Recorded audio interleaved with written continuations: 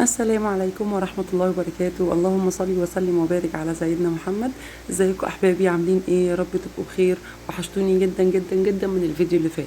شكرا جدا لكل اللي اشترك في القناة جديد، اهلا بيكم ونورتوني. احب ارحب بيكم في اول فيديو ليا بعد اشتراككم في القناة.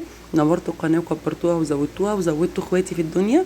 ربنا يجعلنا يا رب مع بعض في الدنيا على خير، ويجمعنا في الاخرة على خير في جنة الفردوس يا رب ان شاء الله.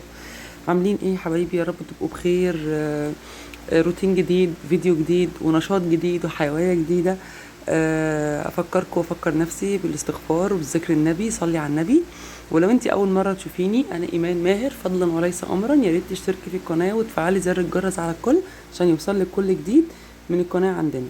بنقدم ايه في القناه؟ بنقدم روتينات وفلوجات، وبنقدم وصفات وترويقات، وبصوا حاجات كتير قوي، مشتريات وكل حاجه. فصدقيني هتستفيدي جدا جدا من القناه.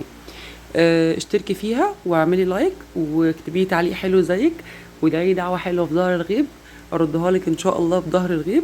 وربنا يوفق لكل حاجه نفسنا فيها. عملنا ايه بقى؟ صحيت الصبح، وطبعا انا اللي يعرفني او اللي كان متابعني من قبل ما انا الفتره اللي انا انقطعت فيها عن القناه دي، آه اللي عارفني يعني عارف ان انا لازم اصحى اشرب كوبايه القهوه باللبن بتاعتي الصبح. ما بشربش قهوه ساده، يعني على الريق كده، قهوه من غير لبن لا، ما بعرفش. ببقى حابه جدا اشرب كوبايه قهوه بلبن، وهي مش كوبايه، يعني انا بقول للناس ان هي كوبايه، بس صراحه هي مج كبير يعني. بس انا بصراحه برتاح نفسيا جدا ودماغي، وبفوق جدا جدا لما بشرب المج ده. لو ما شربتش كوبايه القهوه بلبن بتاعتي، بحس ان انا طول اليوم مش موزونه ومش مظبوطه ومقريفه، وحاجات كتير كتير كتير كده فوق بعض. المهم يعني، فرحت قايمه الصبح، غير طبعا ان انتي بتتوضي وتصلي والحاجات دي كلها والوتر بتاعك والكلام ده، اللي احنا ان شاء الله هنعمل بس قريب جدا هنطلع لايف مع بعض. عشان نتكلم في شويه انظمه كده نعملها الفتره الجايه مع بعض. بس محتاجه ان احنا نكون يعني، او انا حابه ان انا ما اعملهاش في روتين، اعملها لايف كده مع بعض ونطلع نتكلم فيها مع بعض. تمام. اللي حابب الفكره دي يعمل لي لايك، ونقعد يعني يكتب لي كومنت، ونقعد نتكلم مع بعض ان شاء الله في لايف قريب جدا جدا باذن الله. اوزع بنتي كده عند ماما ولا مع باباها ولا اي حته، ونقعد نتكلم مع بعض. المهم، عملت ايه بعد ما شربت القهوه؟ رحت داخله هتعملي اول تعمل الغدا الاول واخلص منه. اخلص الغدا على طول، بحيث ان انا جوزي النهارده هيرجع بدري من شغله، فقلت اخلص الغدا عشان خاطر اي وقت يرجع ابقى انا جاهزه ومش ورايا حاجه بالنسبه للغدا. وانا كده كده كنت ماسحه حاجات في الشقه بعد ما فطرت، بعد ما شربت القهوه وفطرت يعني مسحت، كنت بروق حاجات في الشقه، وامبارح كنت عامله جزء تاني، فيعتبر الشقه كلها الحمد لله كانت نظيفه. فقلت اعمل الغدا. هنتغدى ايه؟ زي ما انتوا شفتوا كده معانا كوسه مطبوخه باللحمه المفرومه. انا عامه لما بجيب لحمه مفرومه بتاعت اول الشهر كيلو او الاتنين كيلو اللي هجيبهم، بقسمهم الكميه اللي هعملها كلها، هعصجها يعني واعملها بالبصل وكده، فبعصج الكميه كلها وبقسم الكميه على 4 5 اكياس حسب الكميه اللي انا هعملها قد ايه، وبشيلها في الفريزر. الكميه دي بتكفيني طول الشهر من لحمه معصجه. تمام. بس زي طبخه زي دي مثلا كوسه باللحمه المفرومه، او لو انا ما عنديش لحمه او ما عنديش فراخ، بستبدلها باللحمه المفرومه جوه الطبيخ عادي جدا، ما فيهوش اي مشكله، وبالعكس والله بيبقى طعمه مسكر وحلو جدا. بس فعملت اللحمه المفرومه، طلعت كيس من الفريزر، انا كده كده كنت معصجاها ومتشاله جاهزه، فطلعت كيس خليته بره على الرخامه فك شويه. ورحت عامله الكوسه، كنت انا جايبه كوسه معاكم في المشتريات بتاعت الاسبوع، وطلعت منها الكبير شويه، قطعته زي ما انتم شفتوا كده حلقات وظبطته، ورحت نازله في طبق في حله فيها معلقتين زيت، ونزلت عليها باللحمه المتعصجه. كده كده لحمه متعصجه فيها كل التوابل وكل الملح وكل حاجه، فانا ما حطيتش حاجه تانية عليها زياده، عشان خاطر انا عارفه ان انا مش يعني متبله اللحمه، فقلت بلاش ان انا ازود في الكميه بتاعت التوابل غير لما ادوقها لما تستوي في الاخر، لو احتاجت اي حبه ملح ولا اي حاجه ابقى ازودها. بس نزلت باللحمه المفرومه، وبعد كده الكوسه، قلبت كله مع بعض ومعلقتين صلصه، وبعد كده حطيت الميه السخنه وقلبت كويس قوي وسبتها تغلي. وعملت على الجنب الناحيه التانية الرز بالشعريه زي ما انتم شفتوا معايا. ده كان غدانا، وكان حاجه قمر كده وحلوه وجميله جدا بصراحه. اللهم لك الحمد والشكر، ربنا يديمها نعمه ويحفظها من الزوال، ويرزقنا كلنا الخير يا رب، ويقدرنا على متاعب الحياه، ويقدرنا على عيشه العيشه ونعيش عيالنا في الحياه القمر اللي احنا بقينا فيها دي. المهم كلت واتغدينا انا وجوزي وبنتي وكده، وخلصت الغدا، ورحت قاعده بقى ريحت شويه، وقعدنا جوزي مع بعضينا كده واتكلمنا شويه في شويه مواضيع وكده. بس فجوزي بدأ ان هو خلاص عايز يفصل شويه وعايز يرتاح وكده، فرحت انا قايمه بقى. سبته بقى يرتاح. رحت قايمه بقى دخلت على المطبخ، قلت يلا بقى عشان انا مش هينفع انام واسيبه بالمنظر ده. احسن حاجه ان انا اروقه واخلص من اي يعني كلكعه فيه. أه وابقى حابه اكتر. يعني انا مش هقول لكم ان انا المثاليه المية في المية ان انا بصحى اخش ان الاقي المطبخ بتاعي فله وان انا لازم انام يوميا والمطبخ مروق 100%. خالص خالص.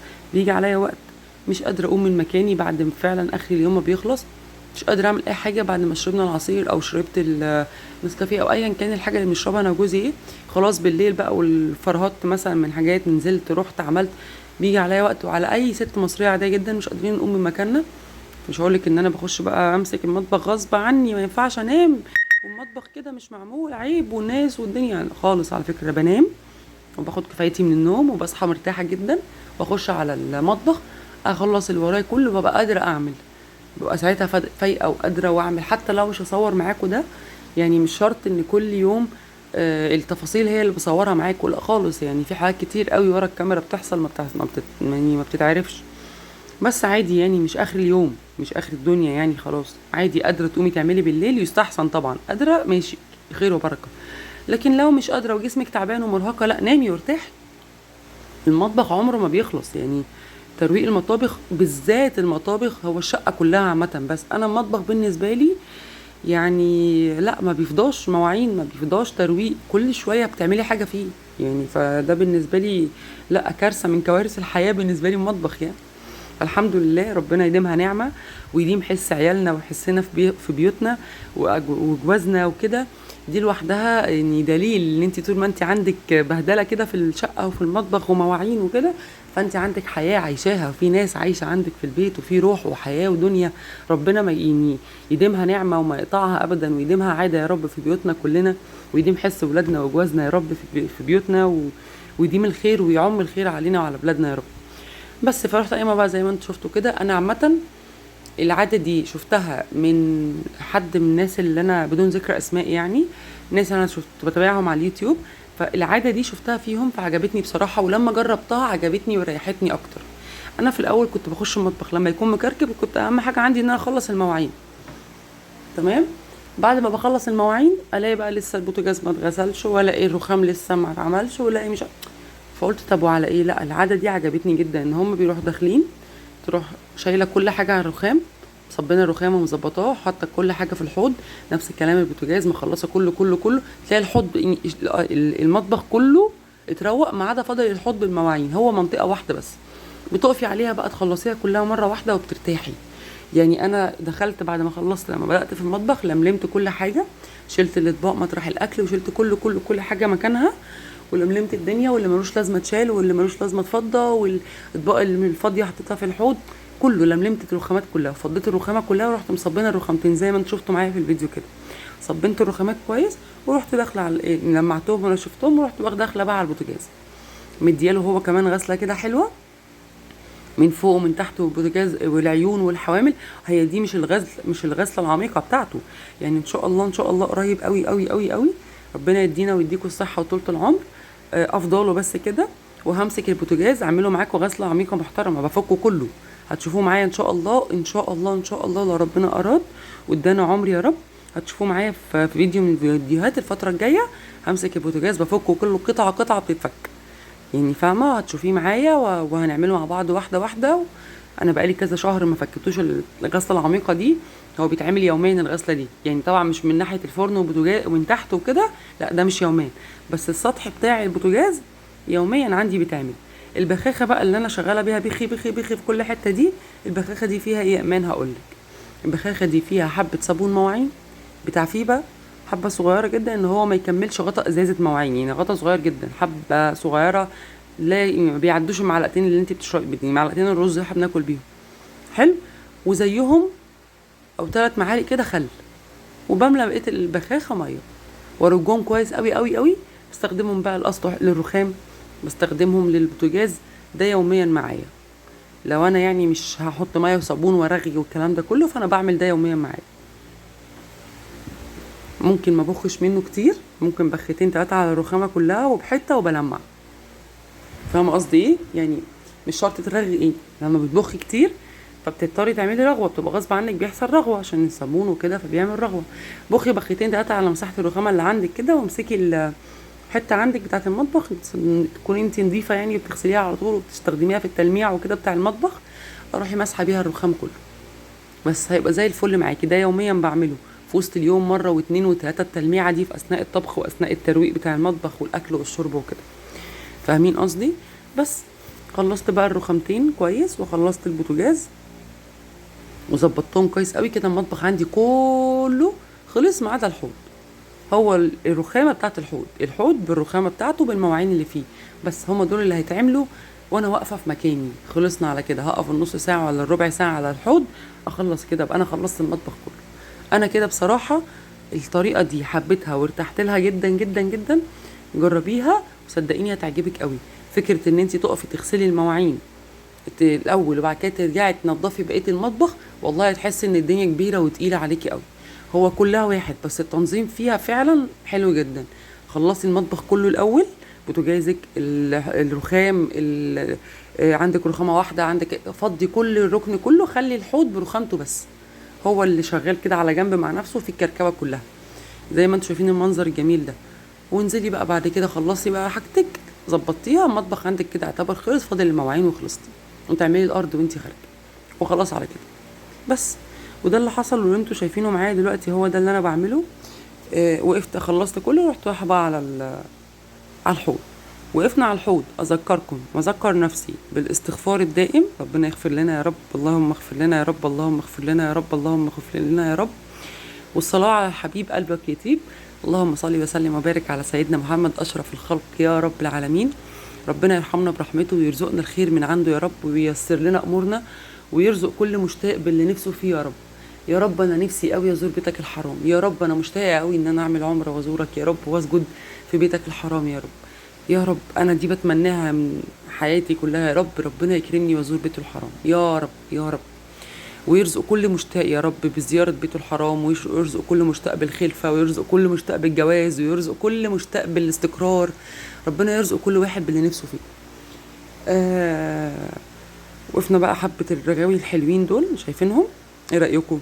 مشجعين جدا. احب اقول لكم ان انا والله العظيم لما بتفرج على الفيديو كده وانا بسجل لكم دلوقتي والله العظيم بجد ببقى عايزة اقوم اغسل مواعين تاني، يعني من كتر ما انا بشوف الرغاوي. انا من الناس، انتوا طبعا اللي يعرفني قبل كده عارف ان انا عندي مشكله مع المنظفات. بحب الرغاوي جدا، بحب ريحه المنظفات جدا، بحب النظافه بتاعتها قوي، بحب الحاجات دي قوي. فانا جربت، عشان كده بقول لكم انا جربت جميع انواع صابون المواعين، يعني كلهم حلوين والله العظيم. بس انا فكرت لها من الناحيه الماديه. الناحيه الماديه لا، انا فيه بقى هيوفر معايا كتير وبيدي نتيجه نفس النتيجه. فكره بقى ان هو بيبوظ الايد ومش عارفه ايه، انا بصراحه ما عمليش ده. بس انا لاحظته في حاجه واحده بس، معرفش انتوا هتبقوا معايا ولا لا. لاحظته في ايه؟ اقول لكم.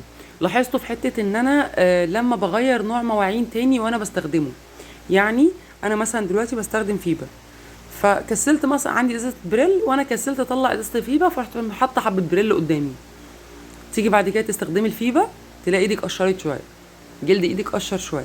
ده اللي انا لاحظته فيه بس.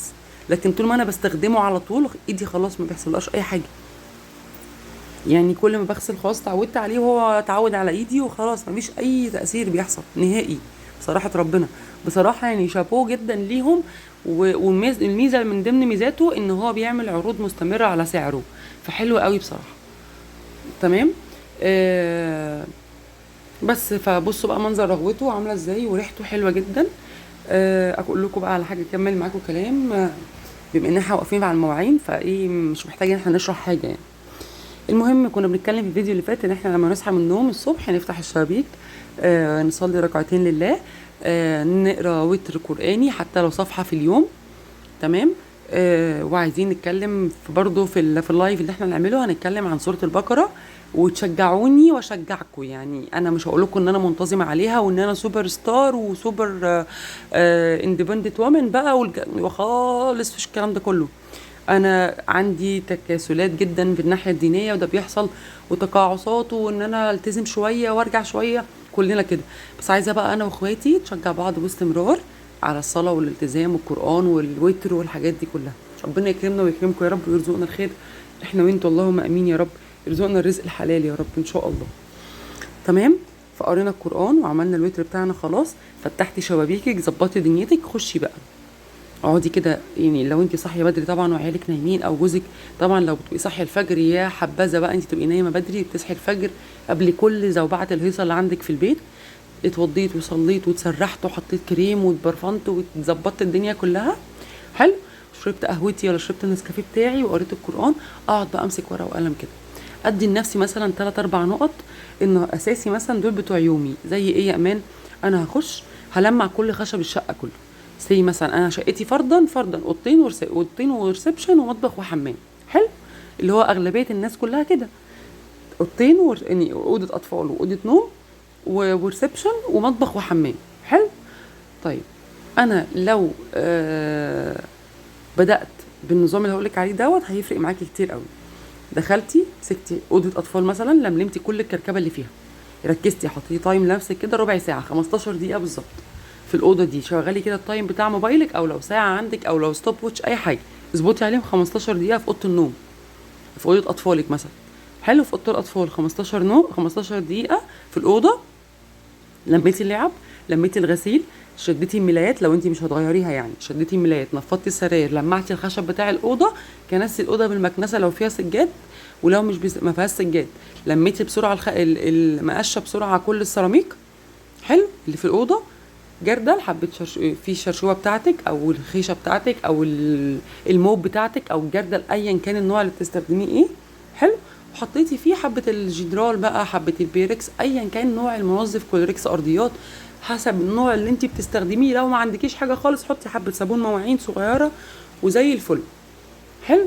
حطيتي الحاجات دي كلها، لمعتي الارض، خلصتي، قفلتي باب الاوضه، رشيتي المعطر وقفلتي باب الاوضه. اوضه اطفال خلصت في ربع ساعه او في 10 دقايق. نفس الكلام اوضه النوم، لمعت الخشب، لميت الهدوم، حطيت الحاجه في مكانها، شدت ملايات السرير، لمعت الدنيا، نفضت الستاره، فتحت الشباك، مهويه الدنيا، هكنس الارض ولمع الارض بالشرشوبه على طول. خلصت حالي كده بسرعه اول باول، اروح عامله ايه؟ اعطر الاوضه، اقفل الاوضه، اسيبها على جنب. خلصت الاوض بتاعتي، اطلعي على الريسبشن، نفس الكلام، لملمي اي كركبه فيه، لمعي، افردي المفارش، اعدلي مخداتك، اعدلي الدنيا بتاعت الانتريه عندك، الركنه، الحاجات دي كلها.